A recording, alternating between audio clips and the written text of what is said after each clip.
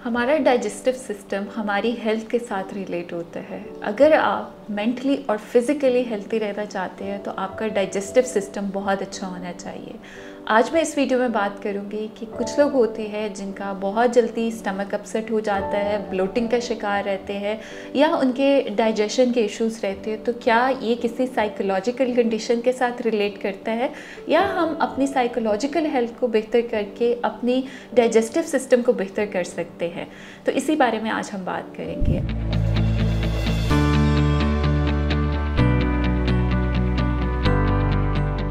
I'm Amna Iftikhar and I'm a consultant clinical psychologist and I'm working in that field from last about 13 years।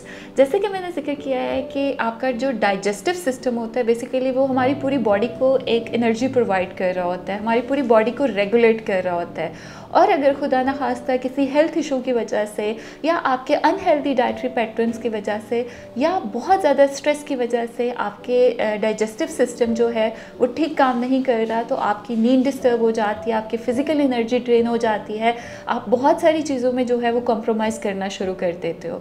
तो सबसे पहले ये समझना बहुत ज़रूरी है कि कौन से फैक्टर्स होते हैं जिनके बारे में हमारी अवेयरनेस होना बहुत ज़रूरी है जब हम डाइजेस्टिव सिस्टम को बेहतर करने की बात करते हैं। तो डाइजेस्टिव सिस्टम को ख़राब करने में जो पहला बहुत मेजर फैक्टर आता है वो आपका लेवल ऑफ स्ट्रेस है। अगर आप क्रॉनिक स्ट्रेस में हैं और प्रोलॉन्ग्ड क्रॉनिक स्ट्रेस है जिसको आप मैनेज नहीं कर पा रहे तो सबसे बुरी तरह आपकी गट को मुतासर करता है। Because there is a science कि आपका जो ब्रेन और गट है दे आर इंटरलिंक्ड। अगर आपका ब्रेन हेल्दी है, अगर आप मेंटली रिलैक्स हैं तो आपका गट डाइजेस्टिव सिस्टम जो है वो भी हेल्दी रहता है। और अगर आप स्ट्रेस में हैं, अगर आप एंजाइटी का शिकार है तो हमने ये देखा है कि लोग अगर रूटीन में हमारे पास जो कंप्लेंट्स आती है उनको दूध से मसला होना शुरू हो जाता है जिसमें उनकी लैक्टोज इंटॉलरेंस हो जाती है which is related with the stress levels and anxiety of the individuals.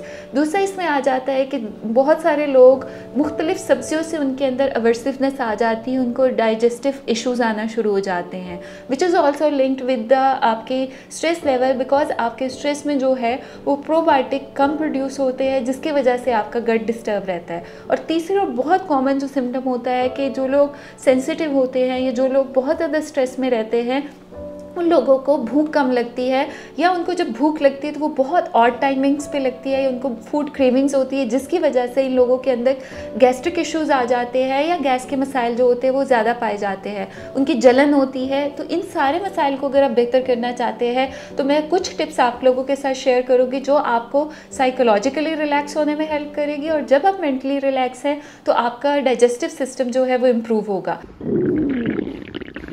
लगता है बाजार के खाने बहुत खाते हो। जी डॉक्टर साहब, मैं ये मेडिसिन प्रिस्क्राइब कर रहा हूँ, वो आप ले लेना। अब कोई भी मसला हो तो मरहम से डॉक्टर की ऑनलाइन कंसल्टेशन बुक करो क्योंकि डॉक्टर से बात होगी अब घर पर। इसमें पहली टिप है कि कोशिश करें अपने डाइट को रेगुलेट करें। और डाइट रेगुलेट करने में आपकी टाइमिंग्स ऑफ मील बहुत इंपॉर्टेंट है। अपने दिन को फिक्स करें कि आपने नाश्ता किस टाइम पे करना है, लंच किस टाइम पे करना है और डिनर किस टाइम पे करना है।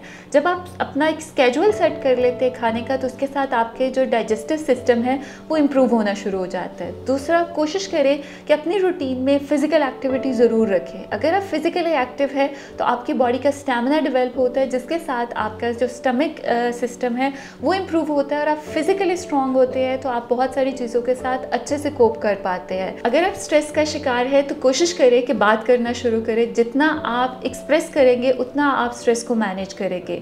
दूसरा, अपने कुछ सेल्फ रिवॉर्ड की एक्टिविटीज़ रखें, जैसे आप दोस्तों के साथ बैठे बाहर जाएं, अगर आपको स्विमिंग पसंद है करें, कोई भी चीज़ जो आपको एज ए रिवॉर्ड लगती है वो ज़रूर अपने दिन के अंदर एक दफ़ा रखें। और लास्ट में अगर आपको लगे कि ये मिसाइल या स्ट्रेस आपका मैनेज नहीं हो रहा तो जिस तरह हम फिज़िकल हेल्थ के बारे में कंसर्न होते हैं अपने मेंटल हेल्थ के बारे में भी प्रोफेशनल से बात करें ताकि आप इन प्रॉब्लम्स को एज सुन एज पॉसिबल जो है वो हैंडल कर सके। और अगर आपका कोई क्वेश्चन है तो हमें कमेंट सेक्शन में पूछ सकते हैं। Thank you so much for watching this video.